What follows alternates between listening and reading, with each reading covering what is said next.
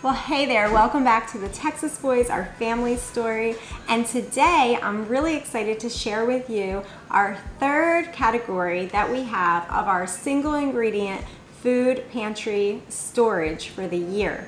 So grab a cup of coffee, grab some tea, and let's just jump right in to our baked goods. So here in my notebook here that I have in my binder with all of my different categories of all my inventory for the whole house, you've already done that, right? So if you haven't, go back a couple videos, and the first step is going to be to get all of your house inventoried. So in this series, we're going category by category, and we're going through each category. I'm sharing with you tips and tricks and ideas of getting your categories minimalized and getting them focused so they serve a specific need for your family. Along the way, I'm sharing with you some of the things that are on my list in my categories and how we're going to utilize them in our home. So today we're talking about baking supplies, and I'm just going to tell you basically what I have on my list here for baking supplies. So I have yeast, chocolate chips, baking soda, baking powder, tapioca starch, almond flour, coconut milk, arrowroot powder, cacao powder, and maple syrup extract. So in the past, we have bought maple syrup. Maple syrup would have gone in my category of sweeteners, but as many of you know, maple syrup is very expensive. And with this idea of being focused and streamlined and finding things that work best for our budget and for our family, I decided after doing some reading to go ahead and take the plunge and try using maple syrup extract and actually flavoring our agave syrup with the maple syrup extract. We usually only use maple syrup in this house when it calls for it in recipes. So maple syrup isn't a staple for our house that we use on an everyday basis because it is really expensive to get the good maple syrup. When I say good maple syrup, I'm talking single ingredient maple syrup, that all it literally is just maple syrup. This maple syrup extract is one way that I was able to fine tune our list of baked goods and baking supplies, fine tuning it in one less product that I need to buy, maple syrup, and also fine tuning it in the overall total for the year for our 1 year of food supplies. I was just giving you that example of maple syrup extract in our family's home to just give you an example of something that you could reduce an item that you're purchasing, scratch that off the list, and reduce the amount of money that you're spending for the year. Now that I've gone over our baking list, I'm gonna go ahead and take you into my little pantry in the kitchen and show you some of our baking things on our shelf in there. And then I'm gonna take you underneath my kitchen table and show you some of our bulk storage for our baked goods. So here we go. But first, before I take you into my pantry, I wanna show you this. So these are our chocolate chips. Lord willing, this is going to be our chocolate chip supply for 10 months. I was able to buy the Kirkland's brand of the semi-sweet dark chocolate chips, which are the ones that we use. And I was able to buy 15 pounds of them on Amazon for a really good price. Now you need to do your math and find out what chocolate chips work best for your family, and then where's the best deal to get them at. But I'll go ahead and link these below, and then maybe it'll be something that will be a good fit for your family. So after I got in these big 4.5 pound bags of chocolate chips, I went ahead and I put them into quart size mason jars. And what this is going to do is this is going to keep them safe for the year. So there's not going to be mice getting into them, there's not going to be bugs getting into them or anything like that. In these mason jars, they're nice and safe. As you're buying your bulk foods for the year, you're gonna want to make sure you're storing these things properly. Keeping chocolate chips in a plastic bag in your pantry is not the wisest decision. First of all, you're gonna be opening that bag and taking out a cup or two of chocolate chips here and there, and then closing that bag off. That bag will still have ways for bugs to get in, for mice to get in. If mice get into your pantry, even your fully sealed chocolate chip bag is not going to be safe. Mice are going to very easily chew into that and ruin it. You don't want to waste money. The whole idea of putting away a single ingredient food pantry is to actually be able to use it for the year. So as you're getting in these items, make sure you have systems in place and storage in place so you can appropriately store everything that you're getting in, so you don't have any food loss. You don't want to have that. So what I did was I went ahead and poured our chocolate chips into each jar. These jars are 4 cups. So what we worked out for our family is that it takes 1 cup of chocolate chips to make 1 recipe of chocolate chip cookies. Chocolate chip cookies are pretty much our only use that we have in our family for chocolate chips. All the other things that we could use chocolate chips for are not really necessary in our family. We have so many other recipes that we can pull from. We don't need to have chocolate chips, but for chocolate chip cookies, we absolutely do need chocolate chips for them. So they take 1 cup of chocolate chips for each batch. This is 4 cups. So this essentially could provide us 1 batch of chocolate chip cookies a week, which is more than enough chocolate chip cookies. We can make lots of other desserts every night of the week. So that's our plan with these, and we have 10 of these quart jars plus 1 little extra jar. So I'm thinking this is gonna be about a 10-month supply of chocolate chips. I hope that helps you in some way. Let's go over to the pantry. Okay everyone, so here is our pantry, and on the top I have some different spices and things. You've seen this before. I'm going to go over our baked ingredients today with you. So this is 1 gallon of blackstrap molasses. This is the Golden Barrel brand, and I got that on Amazon. So that would be used absolutely for our baking. Another thing that's used for our baking is this cacao powder, and this is an organic cacao powder, and I also got that on Amazon. Moving down to our baked goods section, here is just a little extra of our pink salt. I bought pink salt in bulk for the year, but this is just a little bit of it here to use for baking.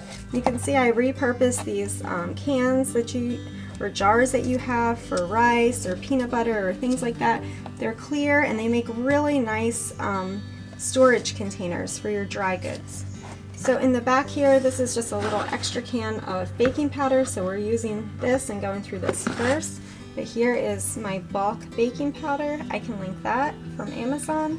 Here's my instant tapioca powder, and you can see that we could use a little bit more of that. Here is some of my chocolate chips. Like I said before, what we're doing with the chocolate chips is we're rationing them. So every month I'll put 1 of these quart jars of chocolate chips in the pantry, and that will be our chocolate chips for the month. This was that little bit of extra that I was telling you about that didn't quite fit. So this month we have a little bonus. This is our baking soda supply. And Lord willing, that will be a year's supply of baking soda. And this is our potassium gluconate. We use this a lot for baking. And back here is our arrowroot powder. Sometimes I've used the different labels that come on the packaging. You could even just cut that out and then tape that back onto it. Anyway, that's a really good idea for if you don't have a label maker. I've done that in the past. Just cut out the label on here and tape it to the jar. So anyway, here's some coconut oil here.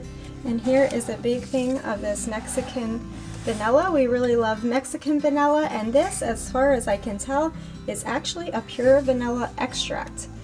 It was very inexpensive for a pure vanilla extract, and it is 33.8 ounces. So I got 2 of these, and we are going to see how long they last. Lord willing, it will be a year's supply.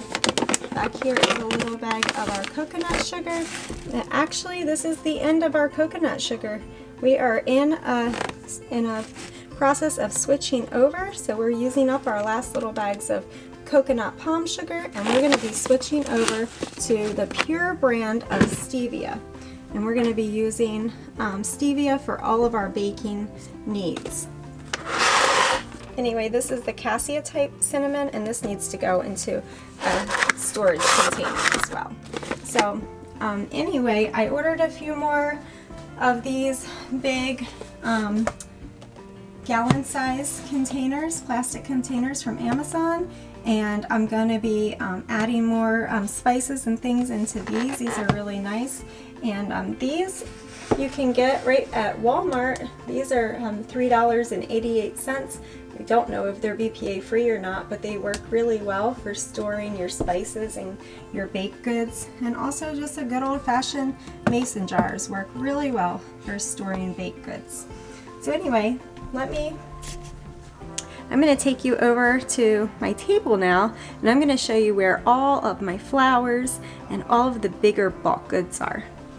Okay everybody, so under here is where I store all of my bulk goods. And in the future, this might be enclosed underneath of my table. So if you are running out of space in your house and you're not sure where to store bulk goods, maybe get your hubby or someone to build you a nice big square table like this. And then suddenly you're gonna have lots and lots and lots of room for bulk goods to slide underneath. So these little totes I got from Chewy.com. And that's just a little life hack for you. If you're looking for good BPA free storage containers, go on to Chewy, because they have lots and lots of different storage buckets and containers and wall mounted containers and all different things to store dog food in, but you can store anything you want in them. And mainly all the ones that I saw were BPA free as well. So these little handy dandy storage containers are on wheels, and the bottom portion holds 25 pounds and then the top portion holds 10 pounds. So what I'm thinking with this is that not only is it my bulk storage, but it's also my rotation. So as I have products that are opened or ready to be used, I put them up here, and I always take from the top. And then as stuff comes in the mail and we continue to restore, we add them to the bottom. So it's always a constant rotation of food. So here we have, as you can see, our oats, and we do use those for baking. The next thing I'm going to show you is our, this is our Pamela's bread mix. And I was able to get this in bulk on Amazon. And if you're not buying it in bulk, it is pretty pricey. But if you get it in bulk, you can see this big bag down here of the Pamela's. This is a 25-pound bag that I got on Amazon, and it comes out to be $2.50 a pound, which is really inexpensive for a good gluten-free bread flour mix. It does. The Pamela's bread flour mix does have some sugar in it, so if that's a problem for you, you might want to look for that. But for us, we only use this for baking purposes, and so it's just once in a while, and I don't really worry about that little bit of sugar. It's nothing significant. So in here, like I said, here's our small bag of Pamela's that we're still working through, and here is our organic coconut palm sugar. This is our last bag. And then we are making the switch to the Stevia Pyure brand. And that comes in a 2.5-pound bag. I don't have one to show you, but it's on its way. And that comes in a 2.5-pound bag, and I have more of these containers coming. I plan to have, what my goal was, is to have 35 pounds of each of my dry goods on hand. So 35 pounds of oats, 35 pounds of baking flour, 35 pounds of sweetener. This one's rice, 35 pounds of rice. But I'll get to those with the staple goods. Let's pull out another one of our baked good rollers here. And in here we have all of our different types of flours. Now we are gluten-free here at our house for different reasons, and that seems to be working best for our family, but everyone has to do what's best for your own family. But we use a lot of different types of flours here. So here we have Bob Red Mill's all-purpose baking flour. And then we have some of these that we picked up at Walmart over the years. This was just a gluten-free, not years, but we have some of these Pillsbury that we picked up from Walmart over time. And these are just a gluten-free all-purpose Walmart brand. We also have this coconut flour. Now, coconut flour I actually was able to order in bulk. I think I have a 25-pound bag of coconut flour on its way, and that's from Amazon, and again I can try to link that below. And this is just a little cheapy gluten-free pancake waffle mix, and this, you can see this is the end of this, y'all, because we are only doing single ingredient foods from here on out, so the pre-mixes are going to be going. Here we have almond flour. We use that a lot for our baking. And then here you can see we have these little tiny packets of yeast, because I don't know how it is where you live, but where we live here, yeast is being rationed. And yeast, it's hard to find yeast in a jar like we used to be able to buy it.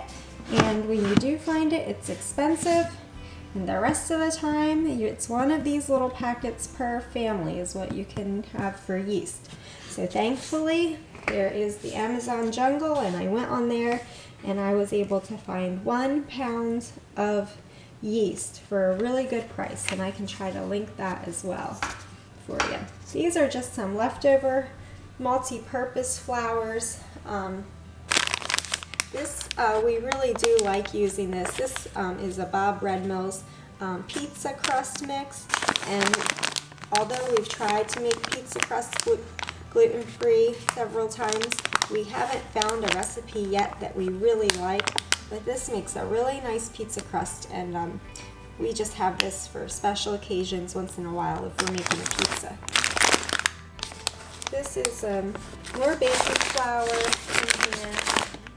More almond flour in here, and some millet flour is in there, some more multi-purpose, this is rice flour, just all different types of flours.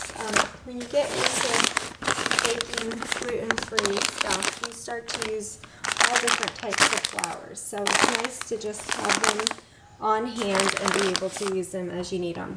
So I also have a bulk thing of almond flour coming, and I can go ahead and link that for you so you can see what almond flour we ended up getting. I'm going to show you one more thing over here. So here we have there's a little more oats down there. Looks like some quinoa. Quinoa is going to get its own container soon, and I'm going to work on my goal of filling up a whole container of quinoa. But right now, I'm going to show you this is some pink salt, and this is the Himalayan pink salt, and the brand here is an Amazon brand. It's Royal Chef House. It's a Royal Chef House. And anyway, I was able to get, I think it's 10 pounds of pink salt. And yeah, so I really like these little containers, these little roller systems. They're very convenient and easy to grab things and take from our storage. It's easy to pull these up when you're ready to bake something and just pop them out. So really handy. I really like them a lot, and I know they might not work for everybody in everybody's situation, but for us and having this big space under the table, this really works well. And what it mostly does is, and what this mostly does for me is that it frees up a whole lot of room in my pantry for other things. So now, rather than have all of these bulk goods in my pantry, I have them underneath my table, and then my pantry has lots of room for other things. Well, I'm so glad that you joined me today, and I hope that something here was a blessing to you and your family.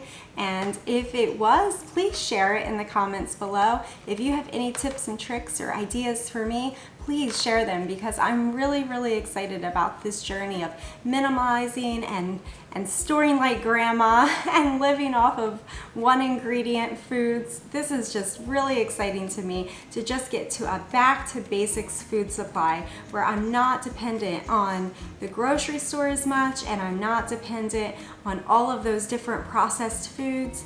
I'm really excited about this journey, and I'm really excited to share it with y'all. So I hope y'all do have a blessed day, and next video we're going to be talking about household cleaners and soaps. So you won't want to miss that. It's going to be a really great video. It's going to be lots of tips and tricks and minimizing on all of your household cleaners and soaps. So you'll be sure to hang out with me then. But until next time, I love y'all, and I'll see you soon. Bye.